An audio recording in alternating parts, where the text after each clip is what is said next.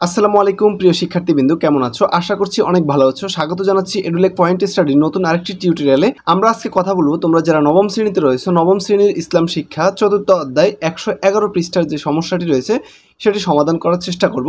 তাহলে চলো আমরা আগে প্রশ্নটি দেখে আসি। প্রশ্নে কি বলা আছে? ১১১ নম্বর পৃষ্ঠায় আসলে দেখা যাবে এখানে প্রশ্নে দেওয়া আছে যে পূর্বের শ্রেণীতে ষষ্ঠ থেকে অষ্টম শ্রেণী পর্যন্ত জানা বা শেখা আখলাক যেভাবে চর্চা এবং বর্জন করি শিক্ষকের নির্দেশনা মোতাবেক উল্লেখিত শিরোনামের আলোকে নির্ধারিত ছকটি তুমি পূরণ করে অভিভাবকের মতামত বা স্বাক্ষর সহ জমা দিতে হবে।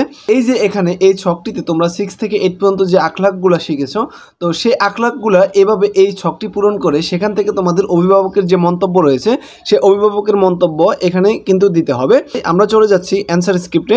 অ্যান্সার স্ক্রিপ্টে যাওয়ার আগে তোমাদের কাছে ছোট্ট একটি রিকোয়েস্ট, তোমরা যদি এই চ্যানেলে নতুন হয়ে থাকো চ্যানেলটি অবশ্যই সাবস্ক্রাইব করে দিবে। নবম শ্রেণী ইসলাম শিক্ষা ৪র্থ অধ্যায় ১১১ পৃষ্ঠার সমাধান। দেখো এখানে যে 1 নম্বর রয়েছে সেখানে 1 নম্বর ছকটি তারা কিন্তু পূরণ করে দেখিয়ে দিয়েছে কিভাবে পূরণ করতে হবে। তো 2 নম্বর থেকে আমাদের পূরণ করতে হবে। 2 নম্বরে দেওয়া আছে পরোপকার, যে তুমি কি কি পরোপকার করতে পেরেছো সেখান থেকে একটি কথা লিখে দিবে। যেমন আমি এখানে দিয়েছি আমার পরিচিত অপরিচিত কেউ বিপদে পড়লে তাকে সাহায্য করার চেষ্টা করি এবং আমার অভিভাবকের মন্তব্য হ্যাঁ হলে হ্যাঁ অথবা না হলে না।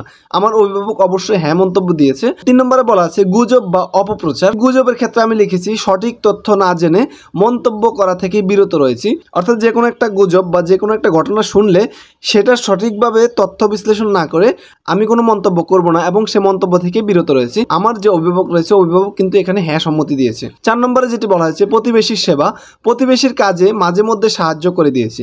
যেমন আমাদের এলাকার প্রতিবেশী রয়েছে তাদের কাজে আমি মাঝে মধ্যে কি করেছি, সাহায্য করে দিয়েছি। তো তোমরা চাইলে অন্য একটি লিখতে পারো।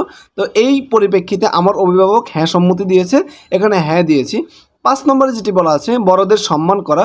তো বড়দের সাথে দেখা হলে প্রথমে সালাম দেই, তারপরে বিনয়ের সাথে তাদের সাথে কথা বলি। তা আমার অভিভাবক এটার ক্ষেত্রে কিন্তু হ্যাঁ সম্মতি সূচক দিয়েছে।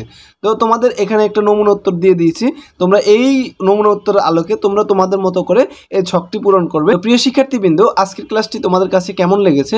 নিশ্চয়ই ভালো লেগেছে। পরবর্তী ভিডিওর আমন্ত্রণ জানিয়ে আজকের ভিডিওটি এখানে শেষ করছি। সকলে ভালো থেকো, আল্লাহ হাফেজ।